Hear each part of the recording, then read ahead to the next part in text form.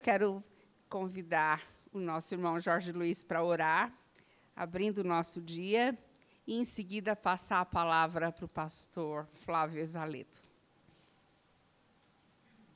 Bom dia, irmãos, vamos orar.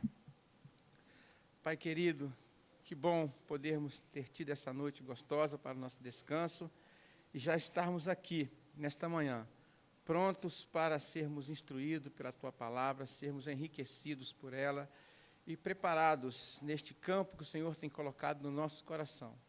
Queremos declarar a Ti a nossa gratidão pela experiência de hoje e também nos colocar diante de Ti. Sabemos que hoje vai ser um dia também muito intenso, mas assim como fomos totalmente supridos ontem, temos certeza que o Senhor também nos suprirá neste dia.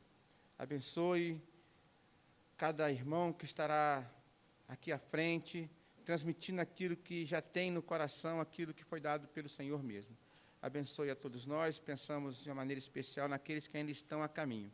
Senhor, queremos usar todo esse tempo para a honra e glória do Teu santo nome. A nossa oração, em nome de Jesus. Amém.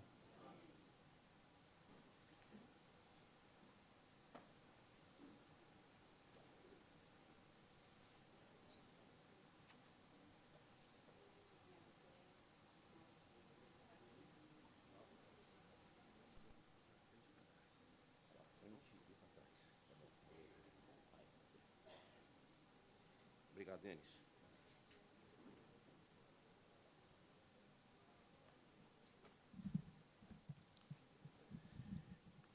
Bom dia, irmãos. Espero que vocês tiveram uma boa noite de descanso e assim, com o ânimo que vem do Senhor sempre, né?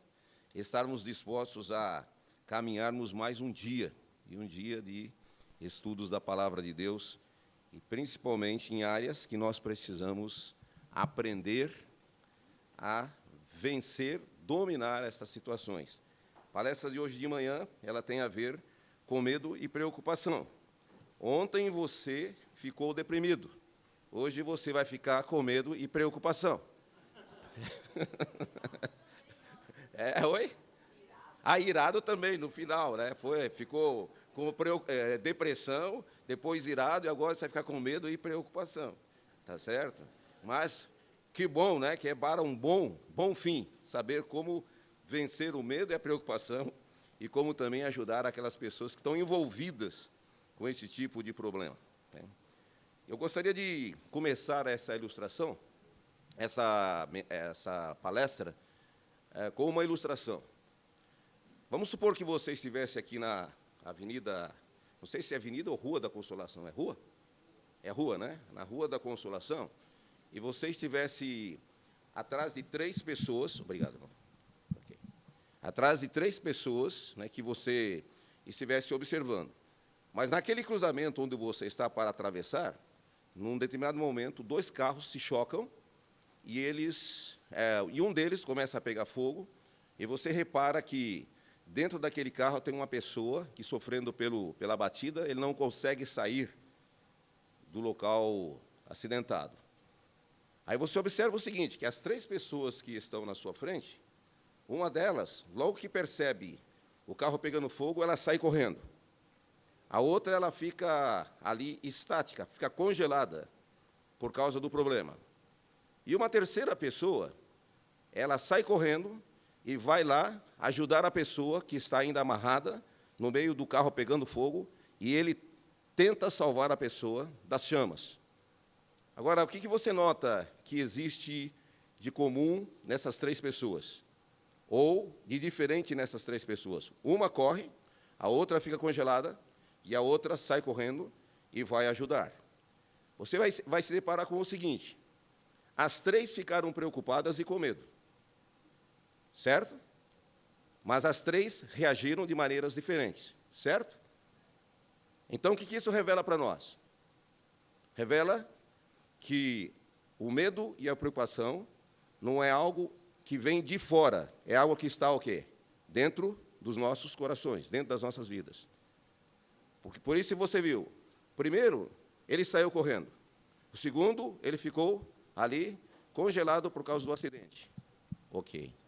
Só por causa da filmagem. Vou chegar mais perto, então. tá bom? E o segundo ficou congelado e o terceiro saiu correndo. Aliás, foi correndo para ajudar a pessoa que estava envolvida nas chamas. Então, você entende que a preocupação e o medo têm a ver com aquilo que você gera no seu coração, dentro da sua vida. As situações externas, elas nos levam a essa situação, a esse sentimento do medo e da preocupação, mas nós podemos reagir diferentes. E é por isso que esse estudo é importante dentro daquilo que nós estamos lidando. Porque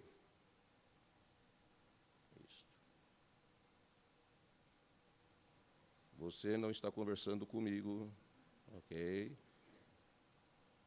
Ok, por que estamos tratando esses tópicos juntos?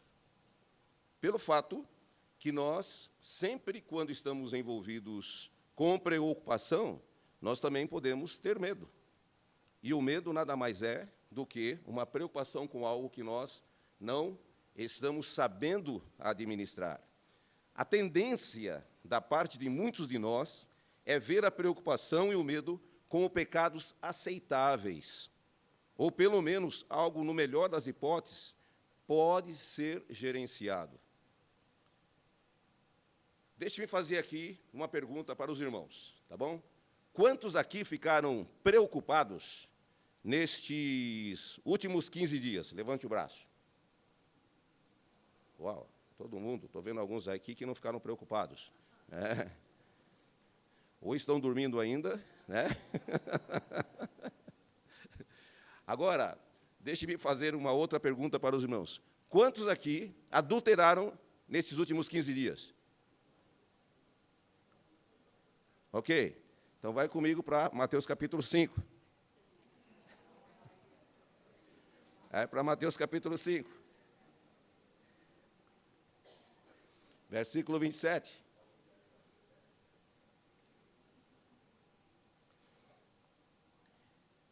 Mateus 5, versículo 27, diz o seguinte: ouvistes o que foi dito, não adulterarás. Eu, porém, vos digo que todo aquele que olhar com desejo para uma mulher, já cometeu adultério com ela no coração. Veja o que Jesus Cristo ele está dizendo. Se o teu olho direito te faz tropeçar, arranca-o e joga-o fora, pois é melhor para ti perder um dos teus membros do que todo o corpo ser lançado no inferno. O que Jesus Cristo está nos ensinando neste versículo? Ele está nos ensinando de que o pensar desta maneira como ele está ilustrando ou está falando nesse versículo é pecado. Então, existem pecados do nosso pensar. E eu pergunto, o que é a preocupação? É pecados do quê? Do pensar. O que é o medo? Pecados do pensar.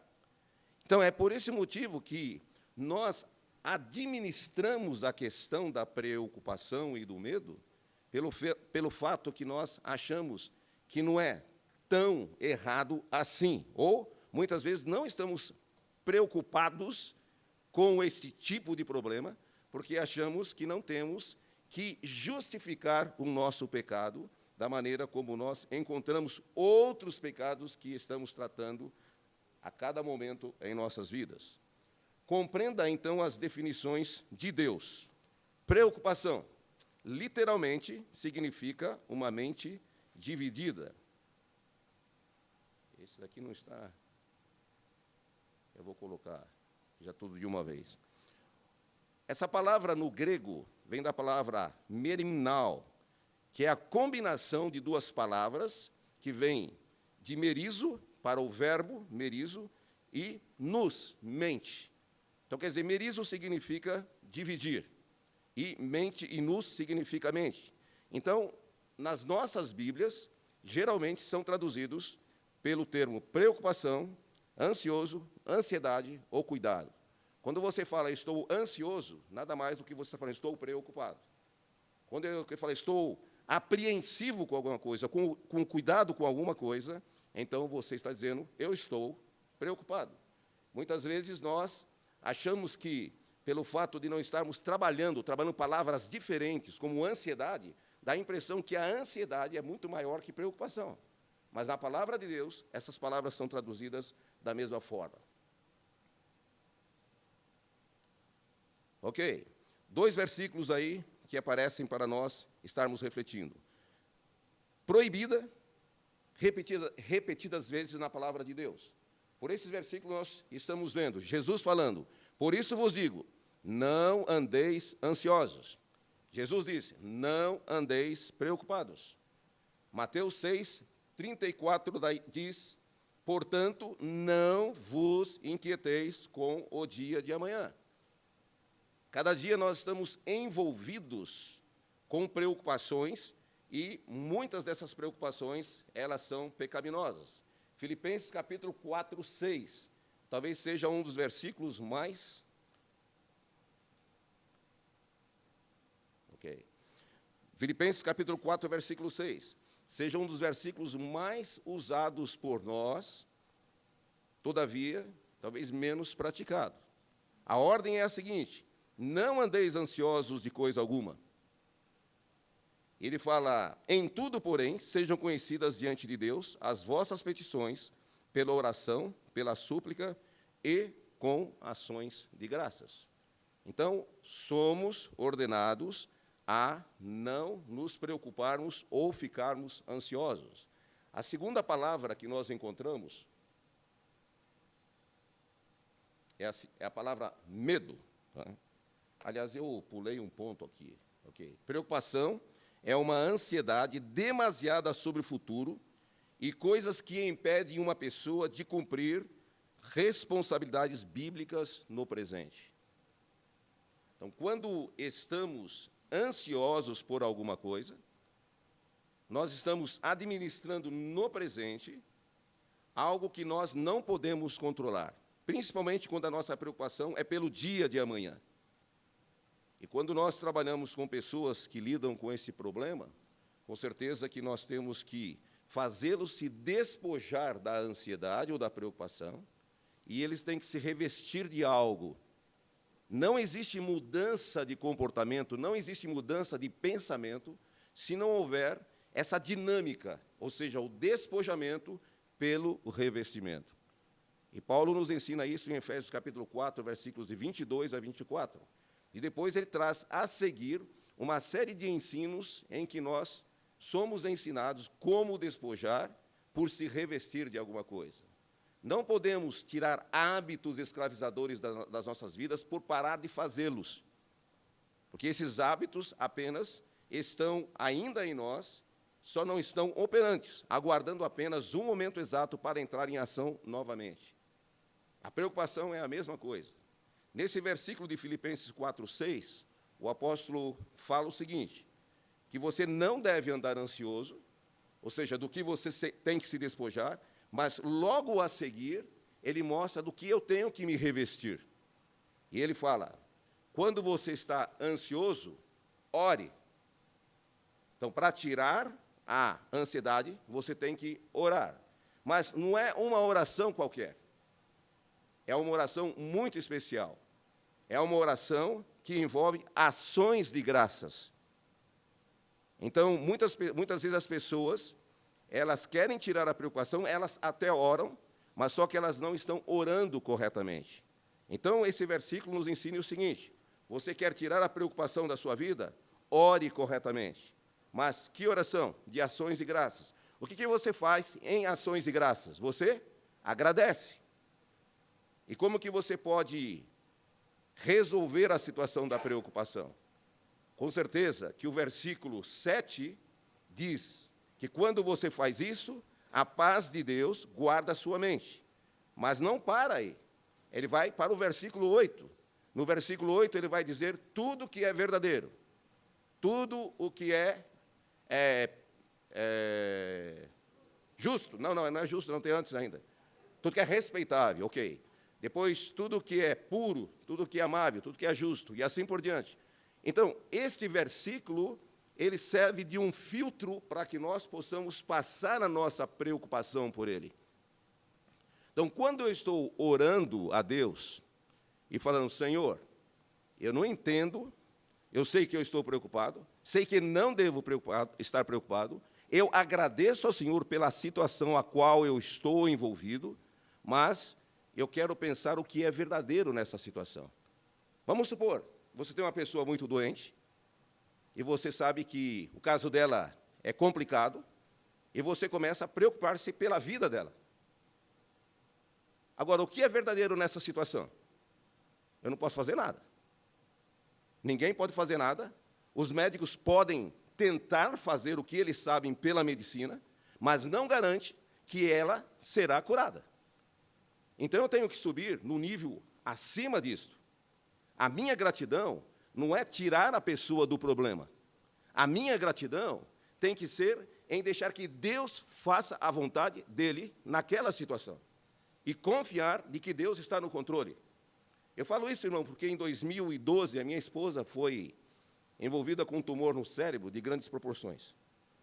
E ela já estava com o seu lado esquerdo todo comprometido, e quando o tumor foi descoberto, realmente foi no dia 6 de janeiro de 2012, e ele já marcou a cirurgia ou a internação dela para a segunda-feira daquela semana, praticamente no dia 9. Com certeza, quando aquela bomba, né, surgiu em nossa família, ali trouxe preocupação para todos. Trouxe preocupação para todos aqueles com os quais eu estava envolvido. A minha igreja, a minha comunidade. Mas é interessante que, naquele momento, quando na frente do médico, quando ele falou o seguinte: olha, você tem aqui um grande problema na sua vida. Não, a ressonância não tinha sido ainda feita. Ele se baseou num exame anterior de uma tomografia, e aparecia uma lesão muito grande. E ele falou que tem por detrás disso, realmente, é um tumor, ele falou, e é um tumor grande. E aquilo, naquele momento, trouxe preocupação ao meu coração, da minha esposa. Todavia, naquele momento, o Espírito do Senhor colocou no meu coração um versículo de Isaías 26:3. Tu conservarás em perfeita paz aquele cuja a confiança está posta em ti, porque tu és a rocha eterna. Então, naquele momento, o meu coração foi edificado e confortado pelo Espírito do Senhor, por um versículo que eu já tinha memorizado. Aquele versículo não veio assim. Eu já havia memorizado aquele versículo, e aquele versículo trouxe, e o Espírito Santo trouxe ao meu coração aquele versículo para que o meu coração fosse guardado, mantivesse a paz pela confiança plena em Deus. E é interessante que a minha preocupação se voltou para a minha esposa, que estava ao meu lado. O que está acontecendo com ela nesse momento? Quando nós terminamos, depois de falar com o médico, eu falei: médico, e o médico estava preocupado. Eu vi a expressão no rosto do médico quando ele percebeu aquela situação. Eu falei: eu posso dizer uma palavra para o senhor? Eu vou dizer para o senhor o seguinte: tem aí um problema, como o senhor falou, e o senhor diz que pode operar isto. Eu sei que o senhor estudou para isto. Eu sei que o senhor tem todas as qualificações, porque o senhor é um neurocirurgião. Agora eu quero dizer uma coisa para o senhor. Este tumor aí, eu creio, de acordo com a palavra de Deus, que todas as coisas cooperam para o bem da minha esposa e para o meu bem e para o bem da minha família. Ele arregalou os olhos. Eu falei: o senhor pode estar certo. A sua preocupação com relação à cirurgia, o senhor deve tê-la, e eu entendo perfeitamente, mas eu quero que o senhor compreenda uma coisa a mais. A minha esposa vai passar pela cirurgia, e o que acontecer com ela, como o senhor está garantindo que não garante que ela saia viva da mesa, eu lhe digo uma coisa: eu confio plenamente no que Deus vai fazer. Se for para ela sair viva ou não, a vontade vai ser do Senhor, Deus. Naquele momento, ele colocou as costas na cadeira e ficou olhando e falou assim: acho que eu não entendo o que você está falando. Mas, irmãos, nesse momento, a minha preocupação não estava no que o médico poderia fazer. O foco da minha preocupação, do meu pensar naquele momento, pensar agora saudavelmente, era no que Deus poderia fazer com a minha esposa. E é isso que o apóstolo Paulo fala aqui em Filipenses capítulo 4, versículo 6. Quando eu saí, a minha esposa falou assim para mim: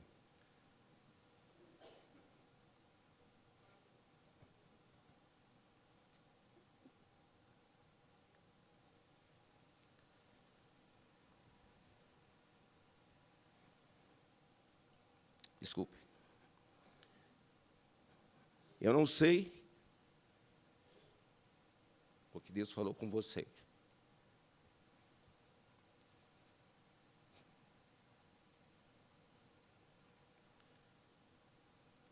mas, no meu coração, Deus me tranquilizou com Tiago 1:2. Tendes motivo de toda alegria, passardes por vale a tribulação.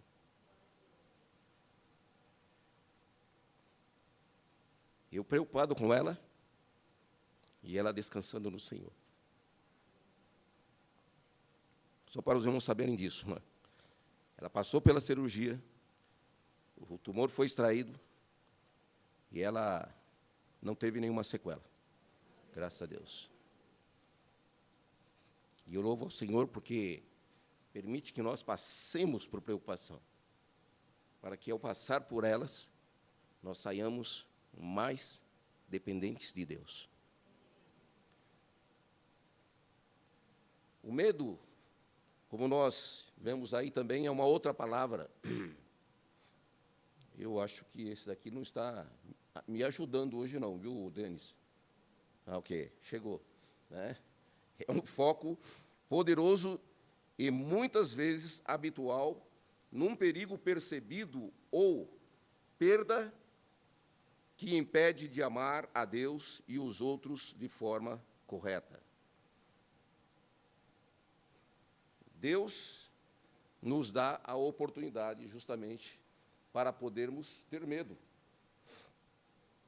Mas nem sempre a fonte tem outra fonte que não o de Deus. 2 Timóteo, por exemplo, capítulo 2, versículo 7, ele diz o seguinte: porque Deus não tem dado o espírito de covardia, que aparece aqui na sua tradução, mas o texto fala medo. Deus não tem nos dado o espírito de medo, mas poder de amor e de moderação. Quer dizer, Deus tira de nós o espírito de medo por nos dar o poder e o equilíbrio. A palavra moderação aí pode ser traduzida por equilíbrio, para nós vivermos quando estivermos envolvidos com o medo. Pode formar ou tomar muitas formas pela perspectiva do mundo. E você tem aí uma série de fobias aí, né? Acrofobia, medos de altura; claustrofobia, medos de lugares apertados; aracnofobia, medo de aranhas; a bluptofobia, medo de frangos. Você tem medo de frangos? Corofobia, medo de palhaços e assim por diante, que são as formas em que crianças têm. Entendeu?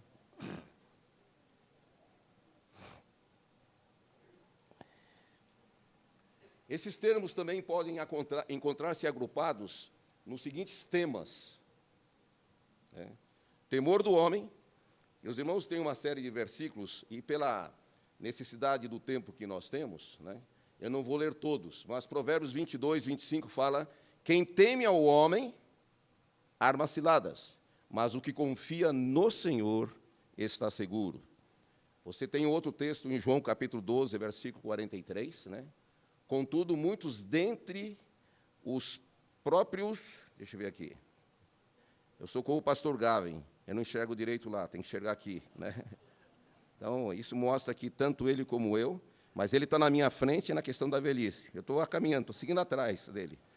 Contudo, muitos dentre as próprias autoridades creram nele, mas por causa dos fariseus não o confessavam, ou seja, medo de homens, para não serem expulsos da sinagoga, porque amaram mais a glória dos homens do que a glória de Deus.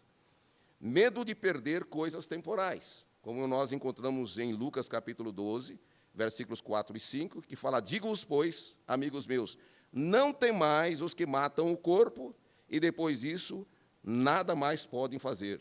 Eu, porém, vos mostrarei a quem deveis temer. Temei aquele que, depois de matar, tem poder para lançar no inferno. Sim, digo-vos, e a esse deveis temer. Muitas vezes as pessoas estão preocupadas com coisas passageiras e esquecem-se de preocupar com coisas que são muito mais... Obrigado. Aí já vai ajudar melhor.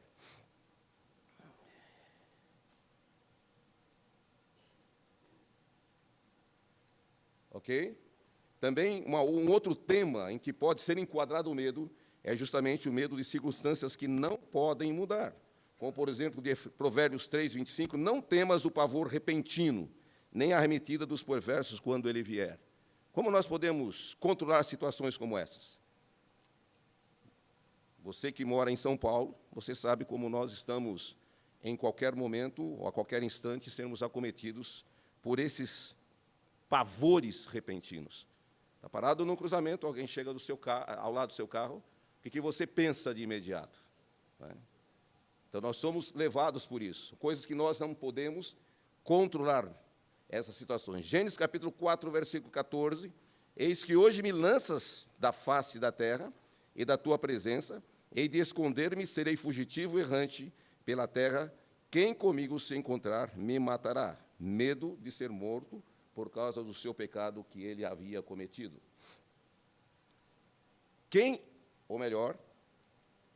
O que não é incluído nestas definições? Então, muitas vezes nós pensamos no medo como negativo, mas acontece que muitas vezes nós temos a tendência e somos levados por medo ou preocupações que não estão incluídas dentro dessas definições. E aqui nós encontramos alguns exemplos, por exemplo, a preocupação de Jesus Cristo por Jerusalém. E nem por esse motivo ele estava pecando.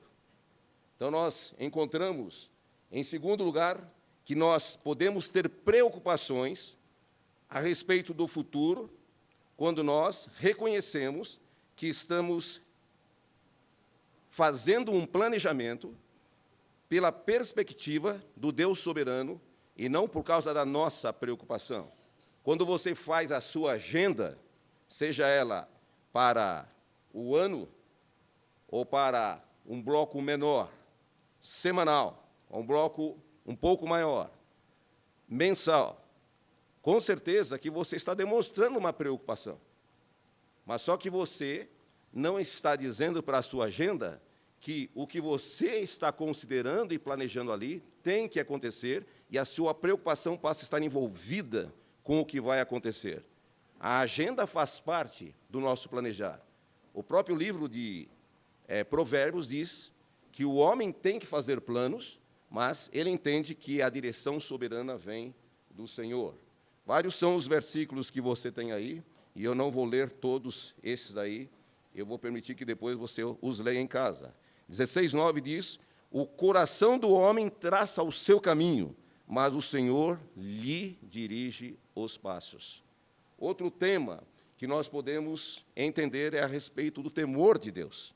O livro de Provérbios, capítulo 1:7, nos exorta e nos anima, vamos dizer assim, a vivermos no temor do Senhor. Ele diz que o temor do Senhor é o princípio da sabedoria, mas os loucos desprezam isto. Tem uma referência de Eclesiastes, capítulo 12, versículo 13 e 14, que eu não vou ler, depois você pode ler também sobre isso. Um outro tema que é legítimo, ou seja, uma preocupação sadia, é a questão do respeito pelo perigo. Com certeza que todos nós temos situações, quando estamos envolvidos, próximo de um perigo, nós vamos ser levados justamente por o medo, ou seja, um certo temor. 1 Samuel, capítulo 30, versículo 6, demonstra o medo que Davi teve de ser agredido por aqueles que estavam vivendo e servindo com eles, mas que, quando souberam que todos os seus bens e familiares tinham sido levados, queriam matar Davi. considerando-o como líder daquela situação. Isaías, capítulo 7, versículo 25, diz o seguinte: quanto a todos os montes que os homens costumam sachar, para ali não irás, por temeres os espinhos e abrolhos, serão para pasto de bois e para serem pisados de ovelhas. Esse versículo está aqui porque é interessante a explicação que o Ed Welch dá para ele. Fala o seguinte: Isaías estava dizendo que você será aterrorizado por sarças e espinhos, que as sarças e espinhos controlarão a sua vida? Não. Ele está dizendo que você não vai ter o desejo de ir até lá, porque você sabe que, se for até lá, vai doer. Esse medo é natural. Um segundo ponto, irmãos, de como vencer a preocupação é o seguinte: creia que Deus se importa quando lutamos com o medo e a preocupação. A Bíblia fala que os seus mensageiros frequentemente buscaram acalmar aqueles que estavam envolvidos com medo ou preocupações. Segunda de Reis, capítulo 1, versículo 15, nós encontramos o seguinte: então o anjo do Senhor disse a Elias: desce com este, não temas. Então, o medo que Elias tinha naquele momento, naturalmente, que ele foi assistido naquele instante pelo anjo do Senhor, que deu orientações claras de que ele não devia ter medo. Lucas 1, 30, nós encontramos no caso de Maria. Com certeza que aquela cena trouxe a ela um certo medo, mas o anjo falou assim: não temas, porque achaste graça diante de mim. Também nós podemos saber o seguinte, que Deus se importa com o medo e preocupação, e um dos propósitos que Deus deu para nós com relação a vencermos esta questão do medo é justamente a encarnação de Jesus Cristo. É interessante que nós usamos um versículo muito comum, lá em 1 de João, capítulo 4, que fala: o amor lança fora todo o medo. É interessante que esse versículo é usado isolado do seu contexto. Mas aquele texto não está dizendo qualquer medo. Aquele texto está dizendo que porque nós aceitamos o amor de Deus em nossas vidas, e porque nós temos esse amor que é o próprio Jesus em nós, que permanece em nós por meio desse amor, então nós não vamos ter medo do juízo. Que quando chegarmos na presença de Deus, nós vamos estar sem medo, porque Cristo, por meio da sua encarnação, nos deu a redenção e nos garante estarmos para sempre na presença do nosso Deus. Então é importante que nós entendamos isso também. Hebreus capítulo 12, versículo 14 e 15, fala-nos de que Jesus Cristo, ele morreu para que destruísse aquele que tem o poder da morte, a saber, o diabo, e livrasse todos que, pelo pavor da morte, estavam sujeitos à escravidão por toda a vida. Nós podemos também aprender que Jesus quer que seus discípulos experimentem libertação do medo ou da preocupação. Veja esse versículo, como esse versículo é solene, é lindo, e muitas vezes nós não aplicamos em nossas vidas pelo fato que não obedecemos o que a palavra de Deus diz. Diz o seguinte: deixo-vos a paz, a minha paz vos dou. Não vou lá dou como dá o mundo. Não se turbe o coração, nem se atemorize. Normalmente, quando eu apresento esse versículo, lidando com essa situação de medo ou preocupação com o aconselhando, eu peço que ele leia esse versículo. Eu falo para ele: o que você entendeu desse versículo? Que Jesus Cristo deixou a paz dele para mim.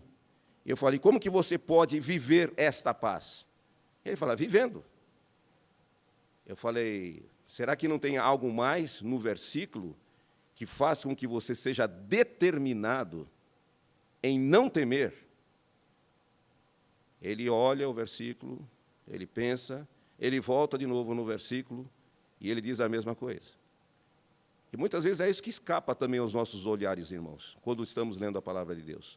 Aí eu pergunto para ele o seguinte: quem disse isto? Jesus. Eu falo assim, e Jesus Cristo, em algum momento, ele pode dizer algo que você não pode fazer? Ele fala, não. Então, o que significa isso? Que quando ele fala, eu deixo essa paz para que você não vive perturbado, não vive preocupado, então o que você tem que fazer? Eu tenho que confiar na palavra de Cristo e viver esta palavra, porque é verdadeira. É a mesma coisa do que eu disse para os irmãos ontem, na questão do homem que tinha a mão mirrada. Ele não podia esticar o braço, mas ele confiou na palavra de Cristo. E aqui nós temos a palavra de Deus que está dizendo a palavra de Cristo. E porque é a palavra de Cristo, eu confio que eu tenho essa paz e vivo nessa paz. Não é uma questão para eu achar que eu tenho que experimentá-la primeiro para depois saber que eu estou vivendo em paz. Normalmente esse é o contexto que muitos de nós estamos vivendo. Eu tenho que experimentar. Enquanto eu não sentir a paz, eu não estou em paz. Mas a Bíblia nunca fala isso. A Bíblia fala para você confiar que você tem essa paz, porque Cristo disse que você tem. E viver com esta confiança plena na palavra de Deus. Em terceiro lugar, permita que ocasiões de medo e preocupação revelem a verdadeira natureza do seu coração. Nós não podemos falar para as pessoas, não se preocupem. Você não pode, não fique preocupado, não é? Sendo que você não está dentro dela. A palavra de Deus diz isso, porque Deus conhece tudo, Deus é soberano. Mas muitas vezes, quando nós falamos, não fique preocupado, mas o que nós apresentamos para ela? Por quê? As preocupações e medo vão revelar a visão que nós temos de Deus, ou a visão que nós temos de nós mesmos. Só que essa visão que nós temos de nós mesmos, ela já é comum. Eu não me debato com elas. Os irmãos estão lembrados da ilustração que eu trouxe para vocês no início dessa palestra? Eu falei assim, quantos de vocês ficam preocupados? Isso já é comum em nós. E nós não tratamos como algo errado, porque vivemos com ela constantemente. Lembre-se da ilustração que eu dei com relação às 3 pessoas que agiram diferentemente diante da mesma situação, mostrando-nos que o medo e a preocupação é algo que está em mim, que está em nós. As circunstâncias externas são as mesmas, mas agimos de maneiras diferentes. Agora, quando nós estamos envolvidos com elas, o que isso tem que nos levar? A ter uma percepção da soberania de Deus e como Deus está permitindo situações em minha vida para que eu possa confiar e depender dEle. Então, a sua visão de Deus leva você justamente a questionar, você realmente crê que Ele é confiável? Ou seja, quando estamos envolvidos nessa situação, quem é Deus para nós? Eu creio que Deus realmente é soberano em permitir aquela situação na minha vida para que eu possa descansar. Você realmente crê que Ele lhe ama? Você acha que, como aquela situação que você está vivendo, é uma demonstração de que Deus está demonstrando o seu amor por você? Lembra o que o reverendo Darcy disse ontem à noite? Ele agradeceu, a oração dele para mim no final foi muito interessante. Senhor, obrigado pela tua ira. Aquilo trouxe um impacto no meu coração. Por quê? A ira de Deus em julgar o pecado em Jesus Cristo mostrou o seu amor por mim. Isso é tremendo, irmãos. E muitas vezes, Deus, em permitir medo e preocupação na minha vida, deveria levar-me a confiar de que Ele me ama e, portanto, eu posso depender dEle inteiramente. Você realmente crê que Ele tem um plano específico para você? Normalmente, nós queremos que os nossos planos sejam realizados e, quando não são, nós entramos em conflitos. mas esquecemos que Deus está no controle das nossas vidas. Você realmente crê que Ele é poderoso? Eu lembro daquela primeira mensagem, né? Quando Abraão estava, logo após que completou os seus 99 anos, sabia que não ia ter nenhum descendente, sabia que a sua esposa já havia cessado os costumes de mulheres, e Deus se revela para ele como El Shaddai. Deus fala, eu sou o Deus Todo-Poderoso. Talvez você esteja pensando que, embora você tenha vigor para produzir um filho, e a sua esposa não tem, mas eu lhe digo, eu sou o Deus El Shaddai. Eu posso fazer o que eu quiser da sua vida. E eu levei você a essa situação para me revelar a você como Deus El Shaddai. E sabe, irmãos, Deus muitas vezes nos leva a certas situações para que nós possamos entender que Ele é poderoso. Deus é soberano. Você realmente crê que Ele é um bom rei para você? Quando fala em rei, significa que Ele tem um domínio, que Ele é soberano sobre todas as coisas. O que seus medos e preocupações dizem de sua teologia prática? Como que, quando eu vejo medo e preocupação, onde eu recorro, eu saio a fazer as coisas e resolver as situações baseadas naquilo que eu acho que é o melhor para mim, ou eu confio plenamente na palavra do Senhor. Em segundo lugar, você tem que permitir que medos e preocupações, ele justamente revele a visão de você mesmo. Já disse isso há pouco. Você se vê como um dos filhos perdoados de Deus? Ou seja, quando você pega 1 de João, que fala, todo amor lança fora o medo, você se vê nesse versículo que você foi libertado do medo do juízo? Você crê que nada pode separá-lo do amor de Deus? É o versículo que nós cantamos o tempo todo, né? Nada pode nos separar do amor de Deus. Mas, entre o cantar e o viver esta verdade, diante de uma situação em medo e preocupação, como é que você se sai? Você está alegre por ser um dos seus servos, por saber que você tem o controle desse Deus que lhe ama e cuida de você? Sua vida consiste em Deus desenvolver o seu plano ou você desenvolver o plano dele? Deus tem o seu plano e, muitas vezes, no seu plano, Ele vai permitir situações na sua vida que você não quer. Por isso que, quando você usar Romanos 8, 28 e 29, eu sempre ressalto o versículo 29, que o versículo 29 responde o versículo 28. Eu costumo dizer para o aconselhando, personalize esse versículo. Muitas vezes, eu falo para eles, coloque o seu problema em todas as coisas. Não deixe todas as coisas gerais, mas coloque, Deus age no câncer para o meu bem.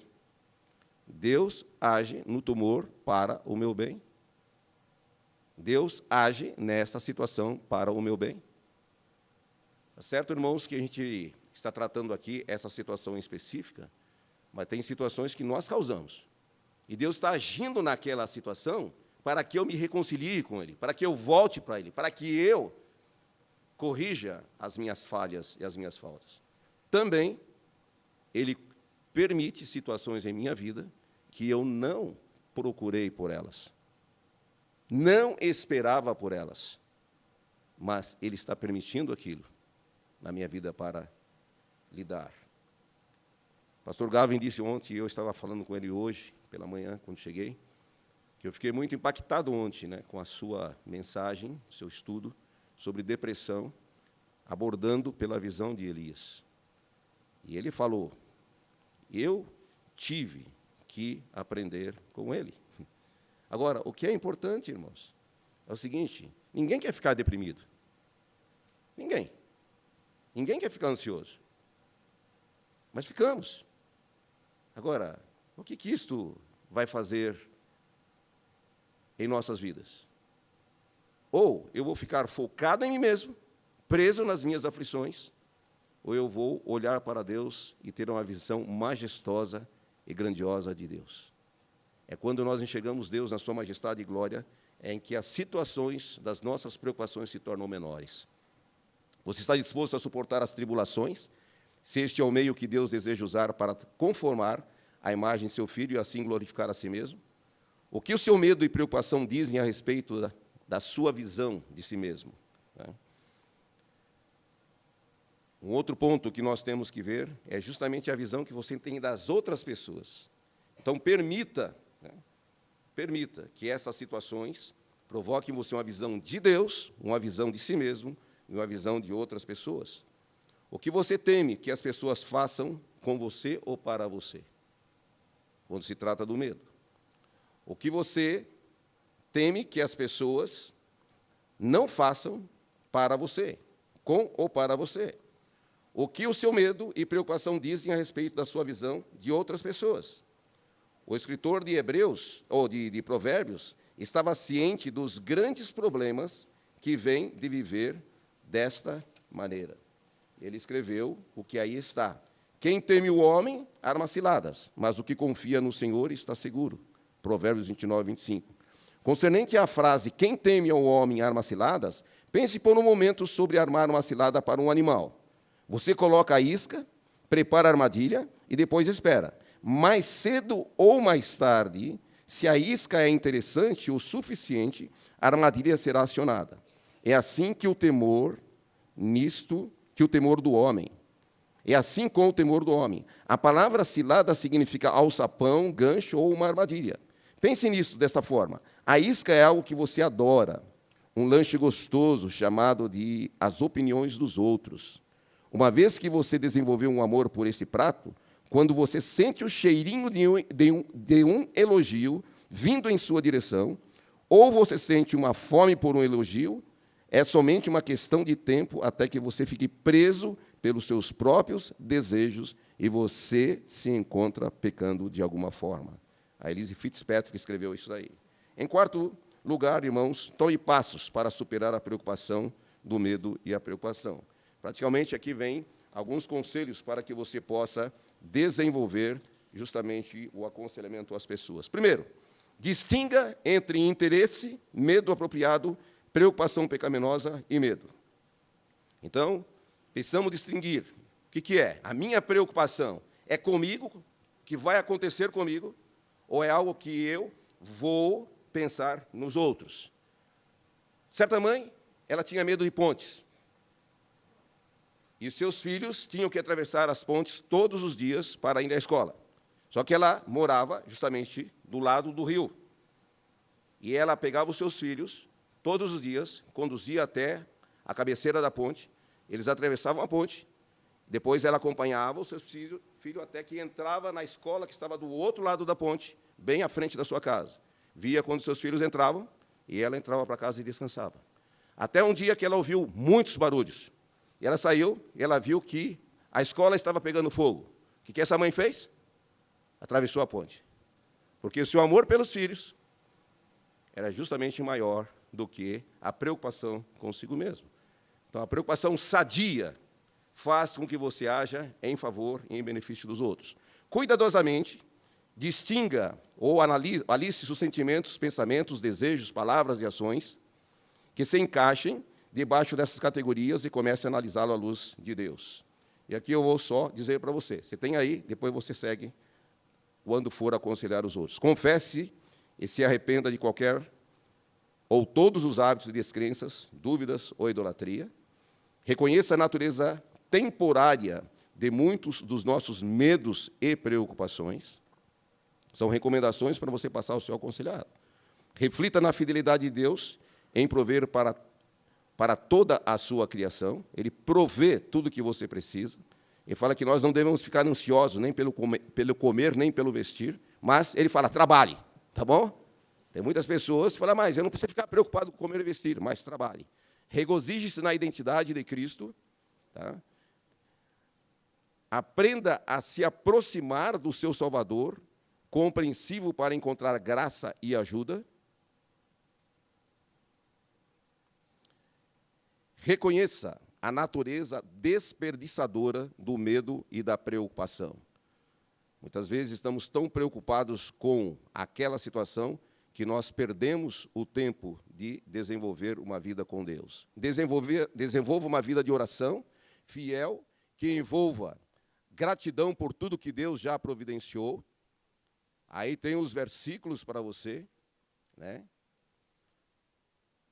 Concentre-se no... Oi.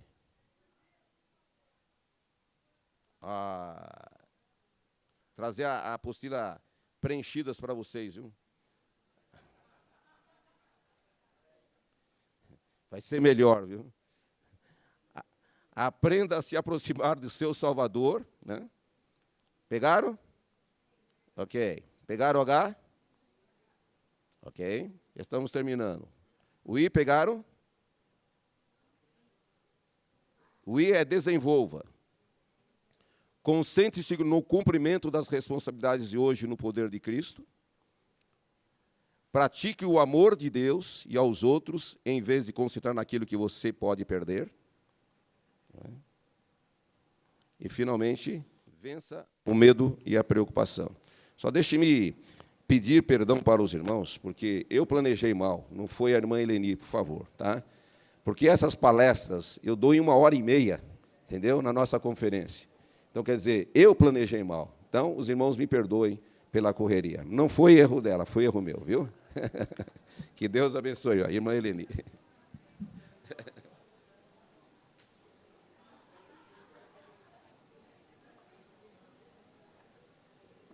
Agora eu fiquei com medo e preocupação, né?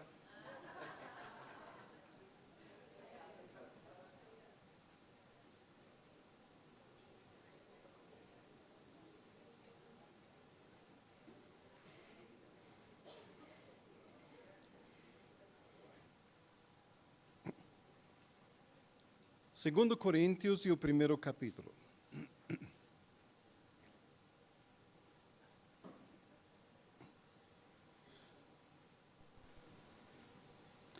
Esta carta de Paulo, sem dúvida, é uma autobiografia dele, mais do que qualquer outra carta que foi escrita por ele. Quem me conhece sabe que biografias e autobiografias faziam parte da minha vida. Apesar do fato que nasci e fui criado nos Estados Unidos, meus pais nunca tiveram uma casa própria, nunca tivemos um carro. E a única coisa que meus pais poderiam dar para nós, por ocasião de aniversário e Natal, eram livros. E todos esses livros, no meu caso, foram biografias ou autobiografias. E eu lia, relia, devorava estes livros. Meus pais eram pessoas piedosas, cujas vidas eram consagradas a Deus. E eles tiveram a sabedoria da parte de Deus, em que eles fizeram questão que todas estas biografias que seriam lidas por mim seriam biografias missionárias. Não é de admirar que hoje estou no campo missionário.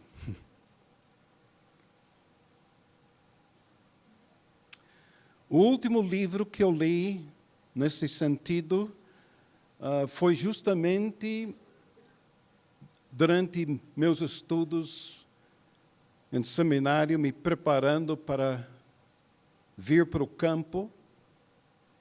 foi justamente na época quando os 5 missionários deram as suas vidas por Deus em Equador,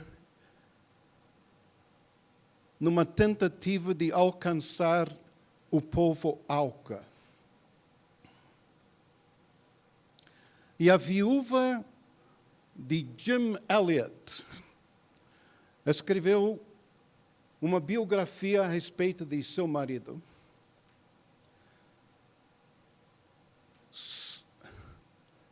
A respeito de sua vida vivida debaixo da sombra das asas de Deus. A sombra do Altíssimo. Aquele livro eu li 4 ou 5 vezes durante o tempo dos meus estudos. Quando saí de lá, eu fui para uma pequena cidade no sul do estado de Illinois, a fim de ganhar um pouco de experiência na obra de Deus, antes de me casar. E eu fui morar com um casal da igreja. Eles tinham uma casa enorme. Me cederam um dos quartos daquela casa.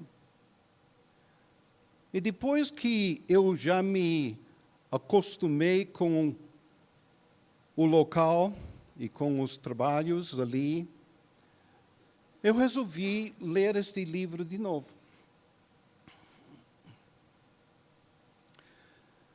Quando cheguei, não me lembro agora em qual capítulo,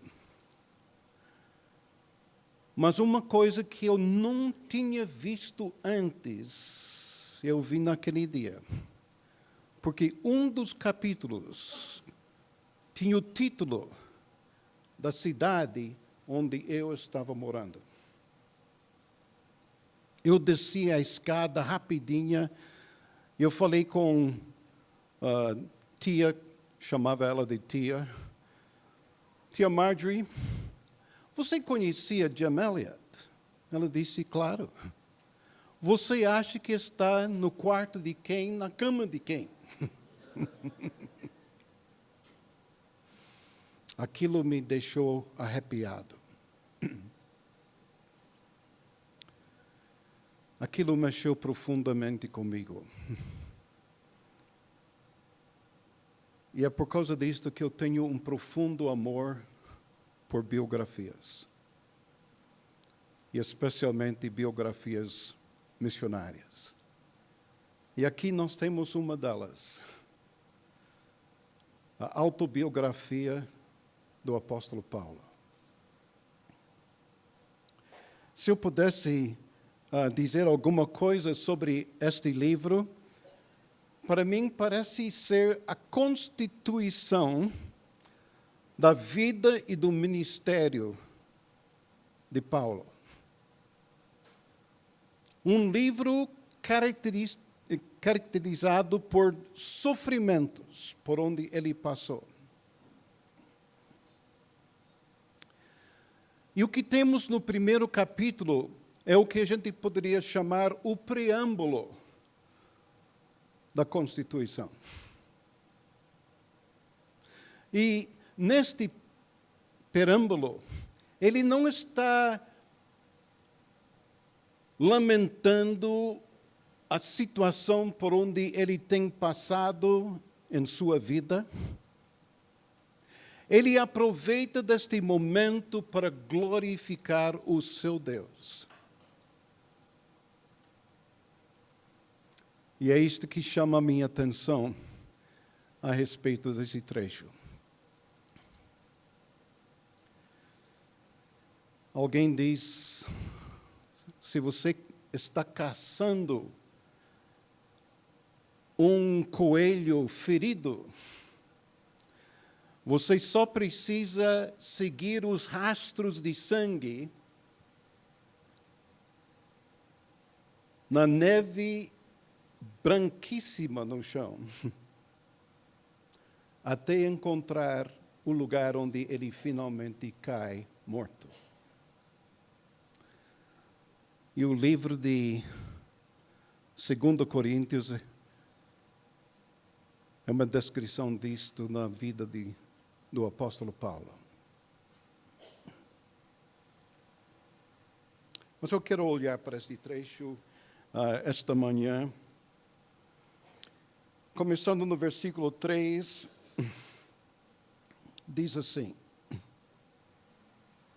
Bendito seja o Deus e Pai de nosso Senhor Jesus Cristo.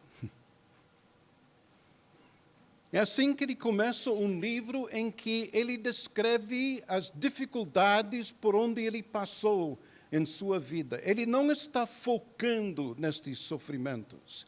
Ele está focando no Deus e ele diz: bendito seja o Deus e Pai de nosso Senhor Jesus Cristo.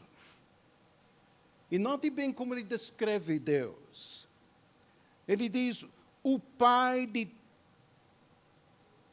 misericórdia e Deus de toda consolação.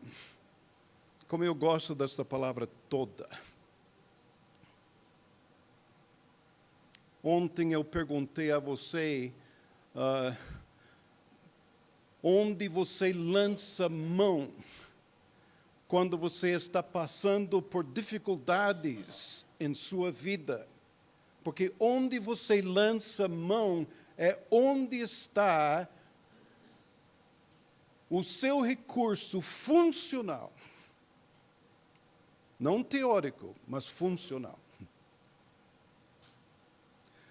E Paulo está dizendo para mim esta manhã, e está dizendo para você: gente, não existe outro recurso.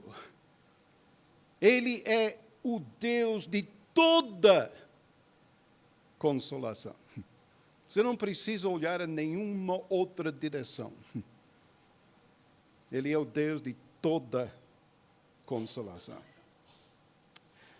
Não somente o Deus de toda consolação, mas veja bem no versículo 4, e Ele nos conforta em toda a nossa tribulação. Nada foge desta qualificação. Em toda a nossa tribulação.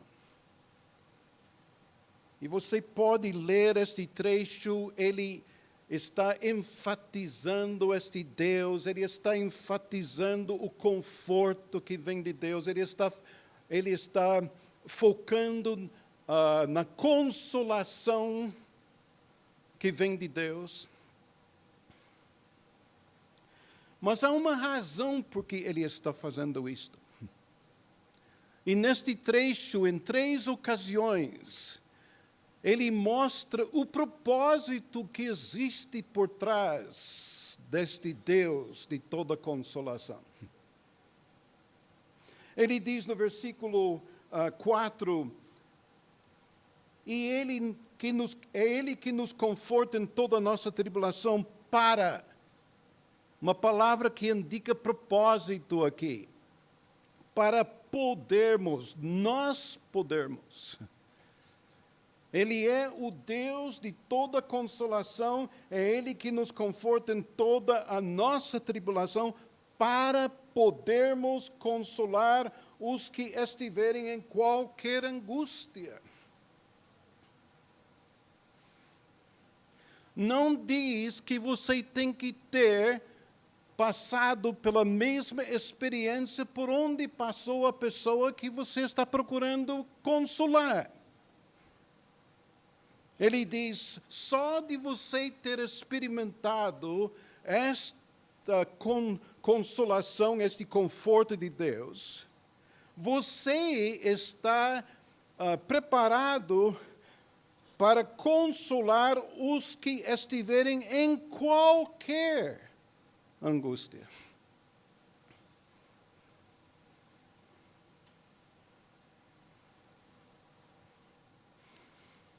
É muito bonito ver isto.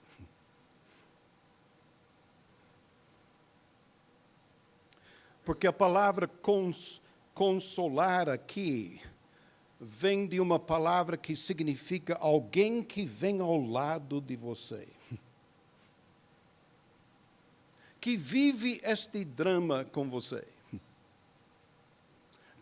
Talvez não precise dizer nada, só de ficar ao seu lado, só dando este apoio.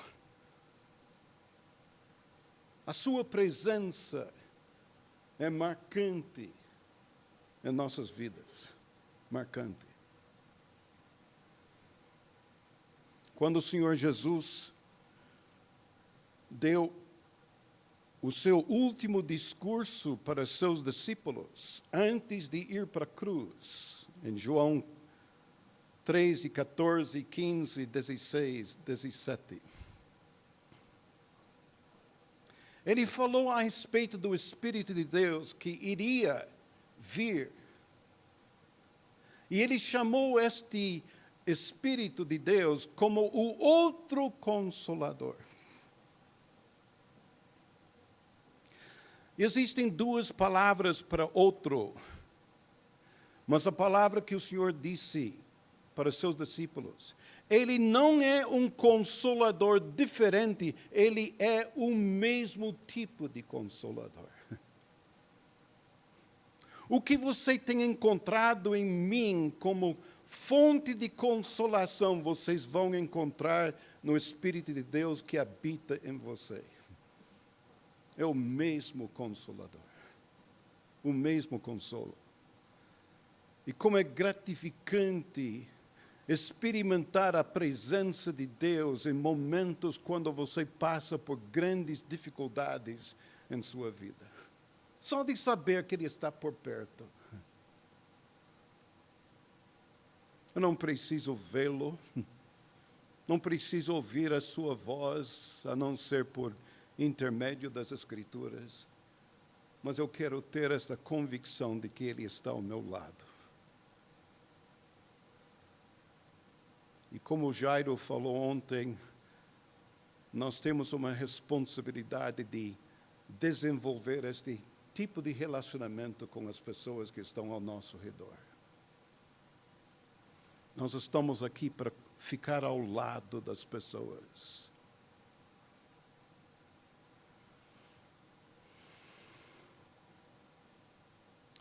Então, o primeiro propósito que eu vejo neste trecho é para podermos consolar os que estiverem em qualquer angústia. Existe um segundo propósito neste trecho. Vamos para versículo 8.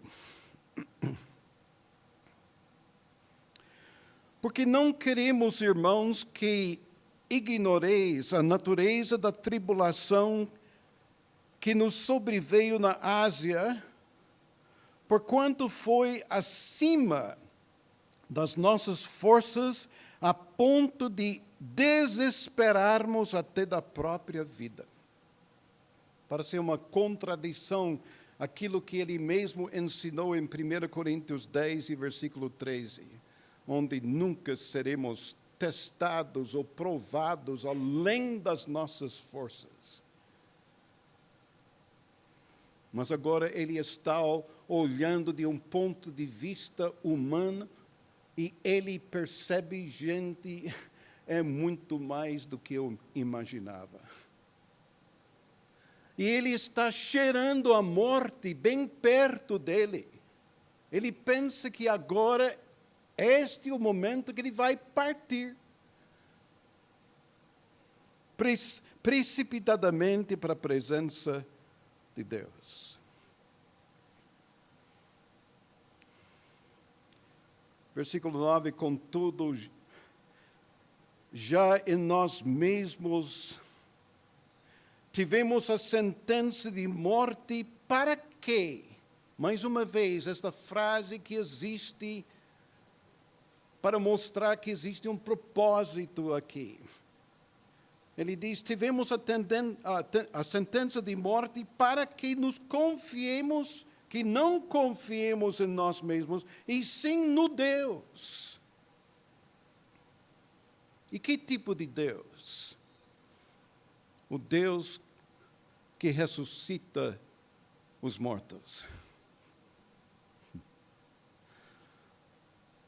É um Deus sob medida. Exatamente o que você precisa que Ele seja para você, Ele vai ser este Deus para você. Paulo está percebendo a morte bem próximo, mas ele diz: eu não vou confiar em mim mesmo neste momento, vou confiar num Deus que ressuscita os mortos. De onde ele tirou esta ideia de um Deus que ressuscita os mortos? Vamos para Gênesis capítulo 22.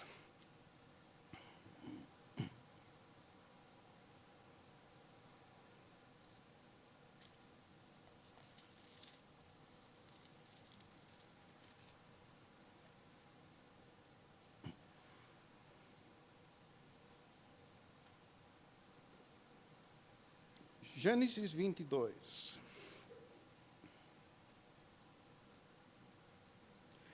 Depois dessas coisas, pôs Deus, ou Abraão à prova, e lhe disse: Abraão. Este lhe respondeu: eis-me aqui. Acrescentou Deus: toma teu filho, teu único filho, Isaque, a quem amas.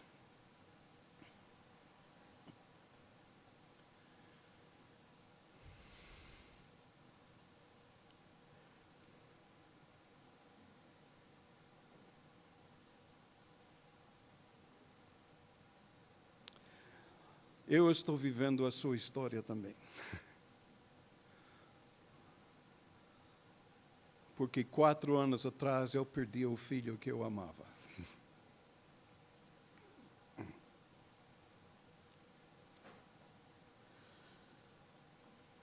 Deus está colocando Abraão à prova aqui. Ele não diz apenas: toma teu filho. Ele diz: toma teu filho, teu único filho. Ele não diz apenas: toma teu filho, teu único filho, Isaque, a quem amas. Veja bem a ênfase aqui: a quem amas.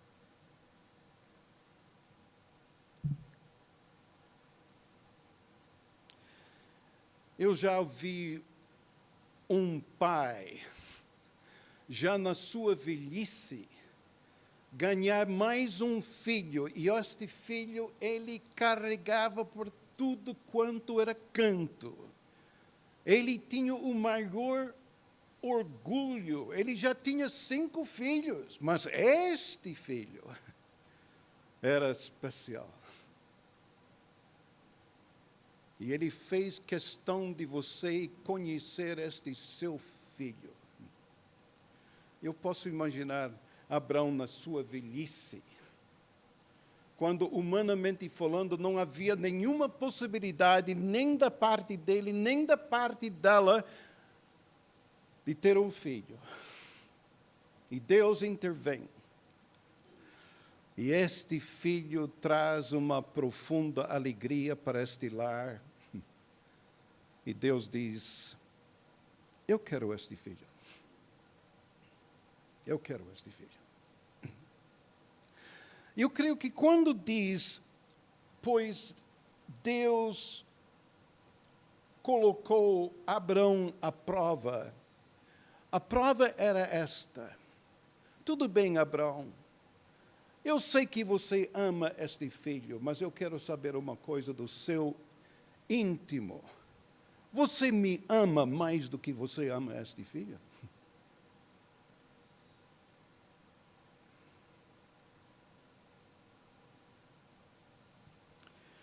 Versículo 3, levantou-se, pois, Abraão de madrugada tendo preparado o seu jumento, tomou consigo 2 dos seus servos e a Isaque, seu filho, rachou lenha para o holocausto e foi para o lugar que Deus lhe havia indicado. Ao terceiro dia, erguendo Abrão os olhos, viu o lugar de longe onde este sacrifício de seu filho teria que acontecer. Então disse a seus servos: esperai aqui. Para que esperar? Esperai aqui com o jumento, eu e o rapaz iremos até lá, e havendo adorado, voltaremos para junto de vós. Ele não disse, eu voltarei. Ele disse, nós voltaremos. Como é que ele pode dizer isto? Porque como Paulo, ele acredita num Deus que ressuscita os mortos. Mesmo que chegue ao ponto de colocar este filho no altar e sacrificar a sua vida para mostrar o quanto ele ama a Deus, ele confia num Deus que ressuscita os mortos. E ele disse, eu e o rapaz iremos até lá, não para sacrificar, mas para adorar. E nós voltaremos. Nós voltaremos. Quando Isaque disse a Abrão, seu pai, meu pai, respondeu Abrão, eis-me aqui, meu filho. Perguntou-lhe Isaque, eis o fogo e a lenha, mas onde está o cordeiro para o holocausto? E respondeu Abrão, Deus proverá para si, meu filho, o cordeiro para o holocausto, e seguiam ambos juntos. Ele só viu este cordeiro com os olhos da fé. Mas ele conhece o seu Deus. Chegaram, no versículo 9, chegaram ao lugar que Deus lhe havia designado. Ali edificou Abrão um altar, sobre ele dispôs a lenha, amarrou Isaque, seu filho, e o deitou no altar em cima da lenha, e estendendo a mão, tomou o cutelo para imolar o filho, mas do céu lhe bradou o anjo do Senhor, Abrão, Abrão, eis. Ele respondeu, eis-me aqui. Então lhe disse, não estendas a mão sobre o rapaz e nada lhe façais, pois agora sei que temes a Deus, porquanto não me negaste o filho, o teu único filho.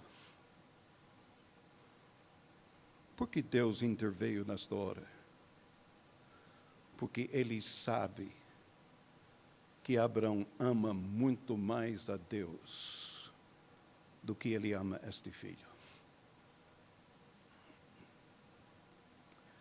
Eu não sei o que você mais ama esta manhã. Mas se Deus fosse colocar você à prova por causa disto que está em sua vida, que está impedindo com que você viva a sua vida integralmente para Deus, incondicionalmente para Deus, Ele pode te colocar à prova, pois Ele quer saber se você o ama. Amarás o teu Deus de todo o seu coração, de toda a tua alma, de toda a tua força. Amarás o teu Deus. E eu pergunto a você esta manhã, você ama a Deus dessa forma?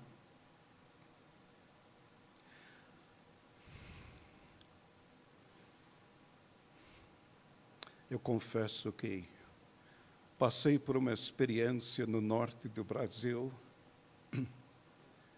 Nós fomos convidados para falar numa pequena aldeia. E nesta aldeia, o Evangelho estava entrando pela primeira vez.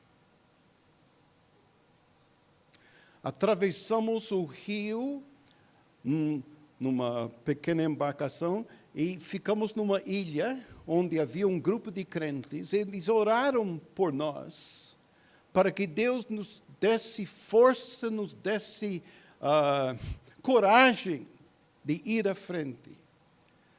Atravessamos uma outra parte do rio e a gente estava entrando num igarapé, quando de repente vários homens surgiram do mato e perguntaram: onde vocês vão? Nós vamos para uma aldeia porque há pessoas que estão esperando a nossa chegada.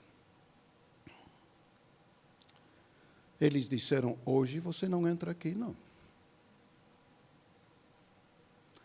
E para mostrar a seriedade, um deles colocou o pé em cima da nossa canoa.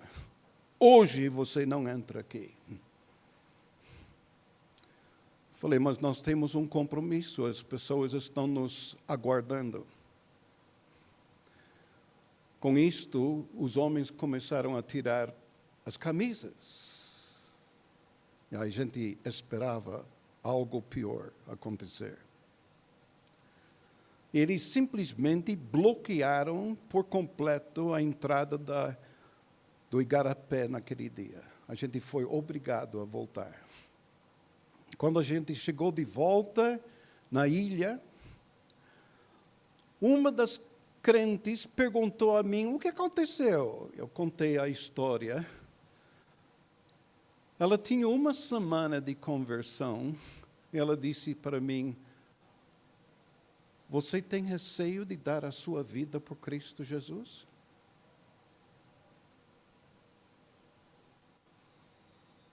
Eu tenho vivido com isto, assombrando a minha vida até hoje.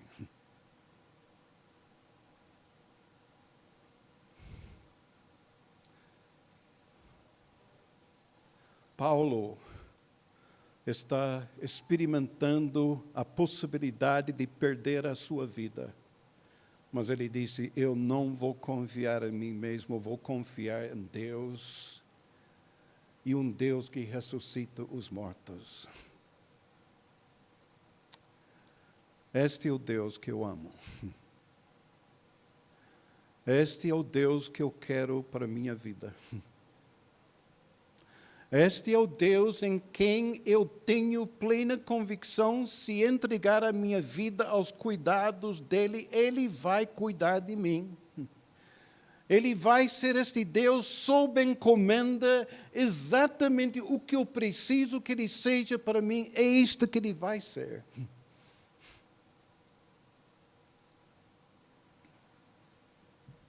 Mas existe um terceiro propósito nesse trecho, voltando para 2 Coríntios.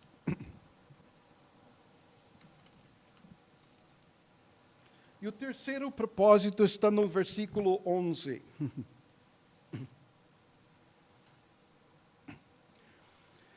Diz assim: ajudando-nos também vós, com as vossas orações a nosso favor, para que, mais uma vez temos esta palavra que existe, propósito, para que por muitos sejam dadas graças a nosso respeito, pelo benefício que nos foi concedido por meio de muitos. E essa situação do apóstolo Paulo, creio eu, fez muita gente cair de joelhos na presença de Deus para suplicar pela sua vida. E quando ele continuou com vida, havia muitas graças dadas a Deus por isto.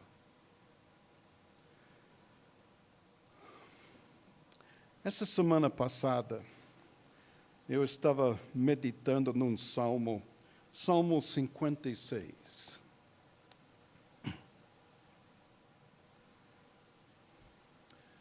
E mais uma vez eu quero perguntar a você, onde você lança mão quando você está passando por dificuldades em sua vida? Qual é o seu recurso? Eu não estou perguntando qual é seu recurso teórico. Estou perguntando qual é o seu recurso funcional, onde você realmente lança mão. E como este salmista me ajudou nesse sentido. Começando no primeiro versículo. Tem misericórdia de mim, ó Deus, porque o homem procura ferir-me e me oprime, pelejando todo o dia. Os que me espreitam continuamente querem ferir-me, e são muitos os que atrevidamente me combatem. Esta é a situação que ele encara neste momento. Ele está na presença de seus inimigos, ele pensa nas intenções deles e ele sabe que neste momento ele pode perder a sua vida.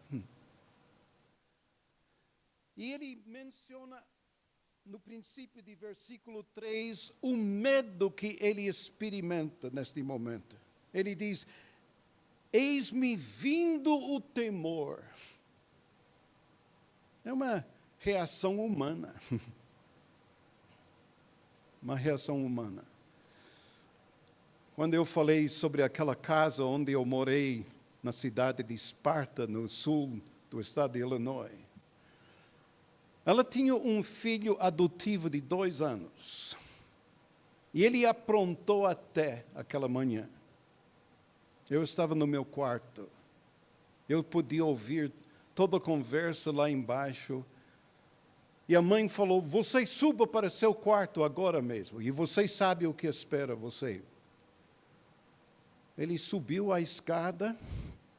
Quando ele passou por meu quarto, eu ouvi ele dizendo: quando eu me sinto com medo, confiarei em ti.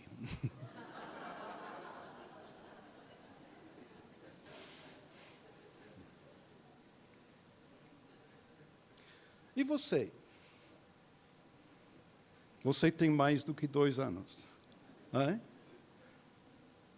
Mas eu quero que vocês percebam em versículo 3, em me vindo o temor, hei de confiar em ti.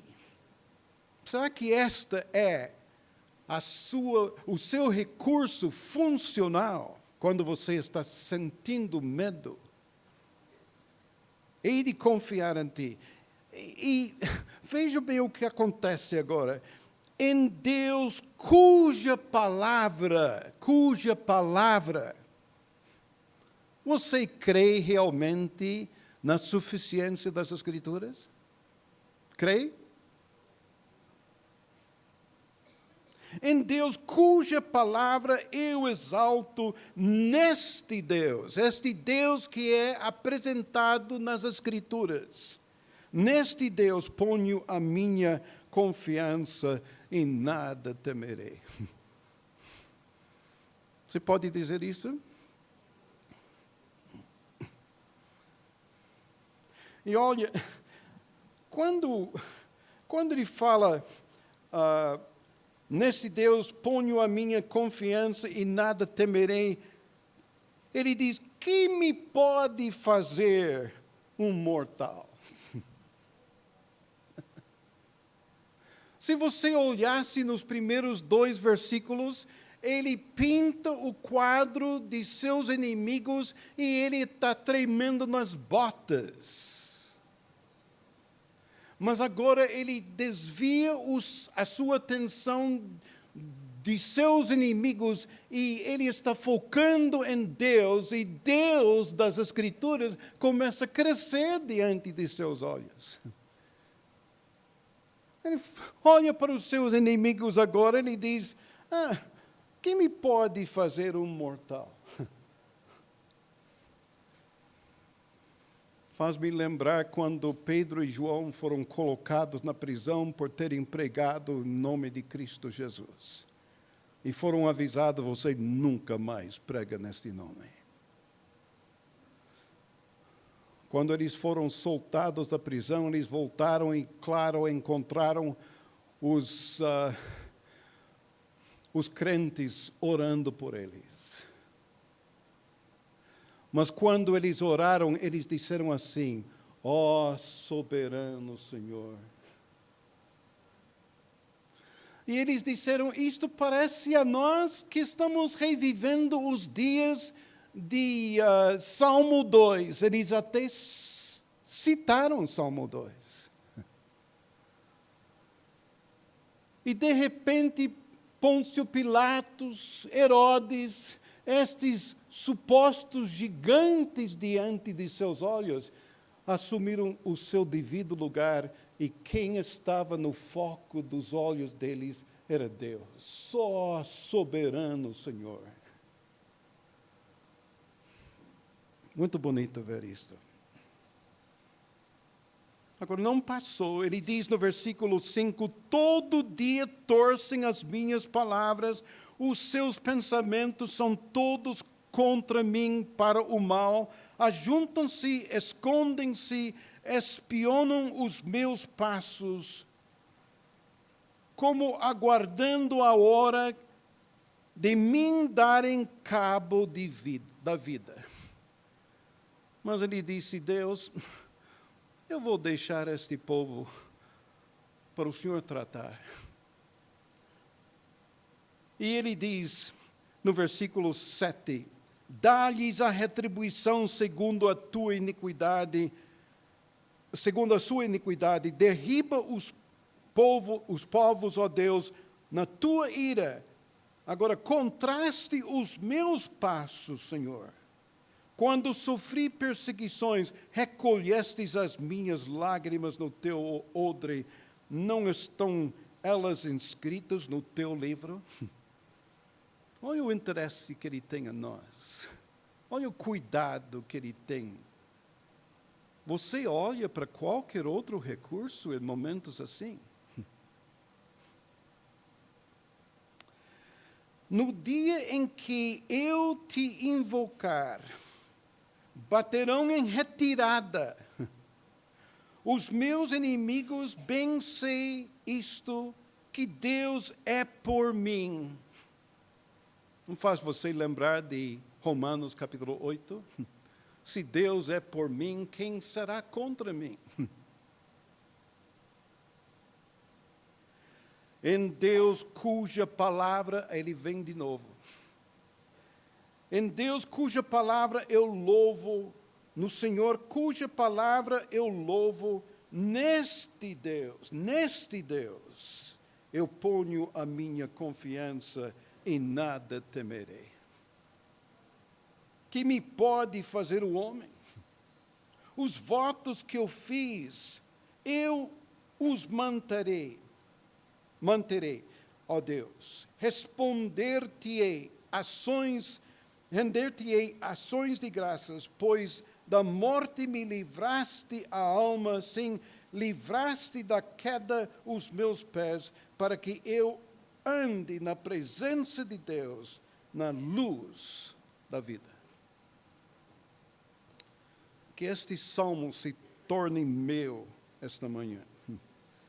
Que este salmo se torne o seu esta manhã. E que você começa a ver este homem vivendo as dificuldades, a maior dificuldade de sua vida, mas ele lança mão do Deus que existe da palavra. E ele diz: nele eu ponho a minha confiança. Ele é o Deus de toda consolação, de todo conforto, E que você seja um dos privilegiados que experimenta isto na sua vida. Que Deus te abençoe. Amém.